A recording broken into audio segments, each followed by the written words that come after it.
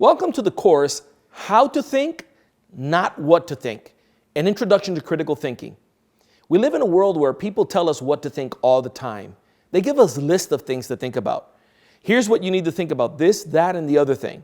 You need to know A, B, C, and D. But rarely are we told why. Rarely are we taught how to think about what it is that we believe.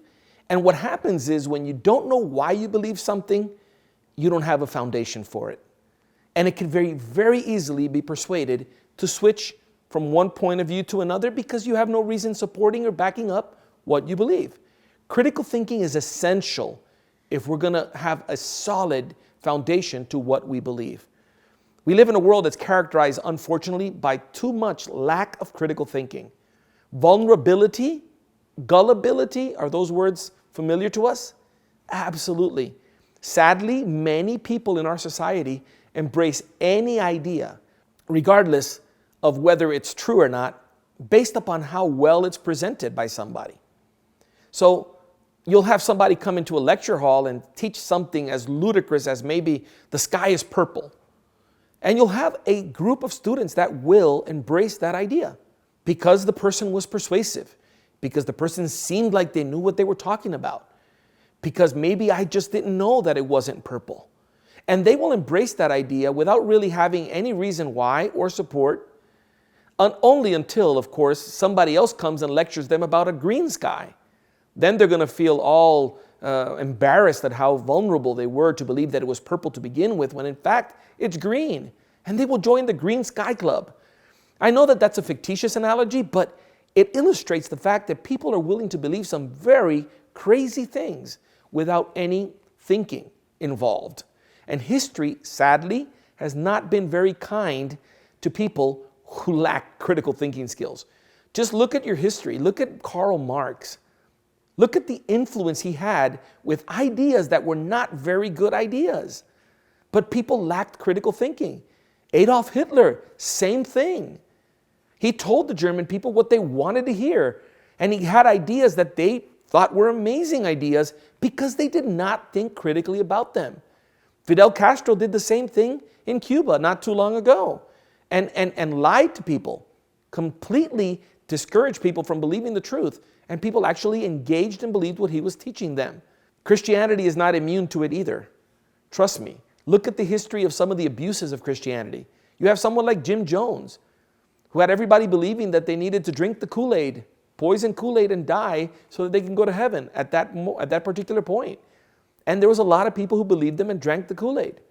You have the David Koreshes and others who come up with these ideas and capture people, captivate them with ideas because they don't stop and think about it.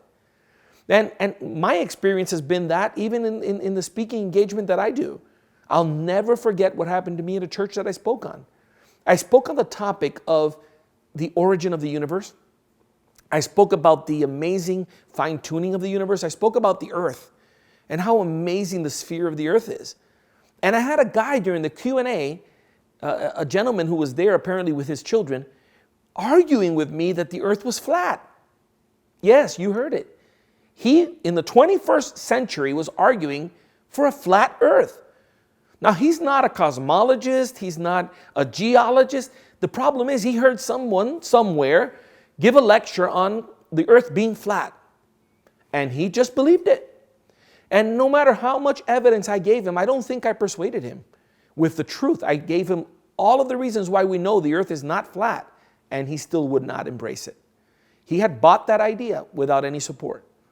Now, how do we avoid this? And what is the actual purpose of a course like this? Not only do we need to learn how to think, but I think there's 4 dimensions of critical thinking that are extremely important. What are those 4 dimensions?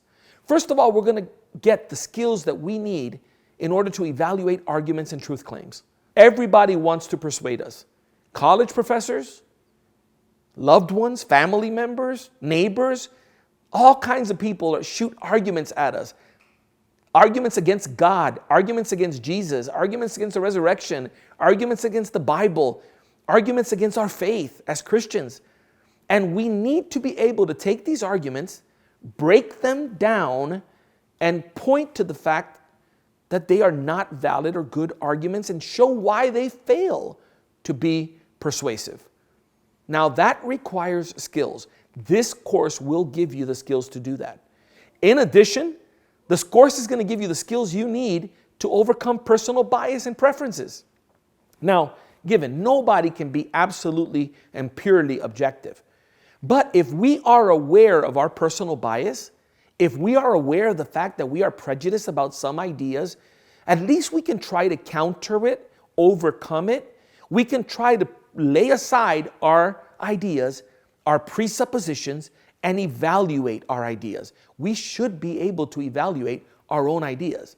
Now, in addition to that, this course is going to talk to us and teach us the skills we need to formulate good arguments. Because not only should we be able to evaluate other people's arguments, we should be able to present good, solid arguments, rational, logical arguments that persuade others of the truth that we have to share with them. And finally, the skills required to make intelligent decisions about what to believe and what to do. Life is full of choices. We make thousands of choices every day. Some of them are far more consequential than others. This course in critical thinking is going to give you skills you need to be able to make the right choice, the best choice in many of the decision points we have to face in our lives, particularly in the area of ideas and truth. I'm Dr. Juan Valdez with the Academy of Hope, and this wraps up an introduction to critical thinking.